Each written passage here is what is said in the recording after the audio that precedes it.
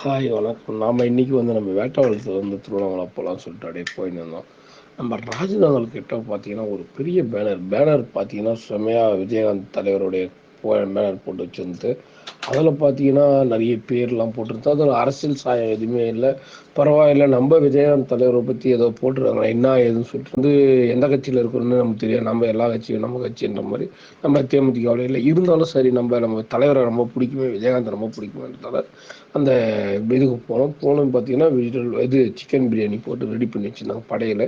அவரை கையெடுத்து கும்பிட்டு, சரி நல்லா இருக்குது, சரி நம்ம அதை போய் பார்க்கலாம்னு சொல்லிட்டு யார் ரெடி பண்ணியிருப்பாங்க.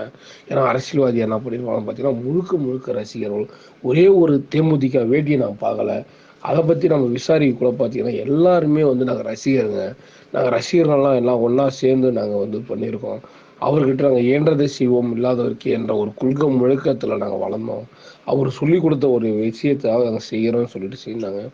ரொம்ப சந்தோஷமா இருந்தது.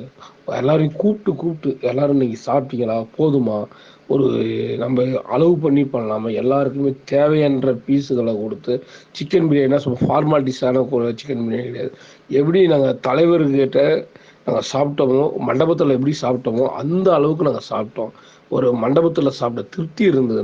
நாங்கள் சாப்பிட்டு உட்காந்து சாப்பிட்டோம், டேஸ்ட் இருந்து அந்த அளவுக்கு நல்லா பண்ணியிருந்தாங்க. ஒரு ரசிகராக ஒவ்வொரு ரசிகருக்கும் தலைவர், அதாவது கேப்டன் விஜயகாந்த் ஒவ்வொரு ஆளுக்கும் உருவாக்கி விட்டுருக்காரு. அந்த விஷயத்தில் பார்க்க ரொம்ப சந்தோஷமா இருக்குது.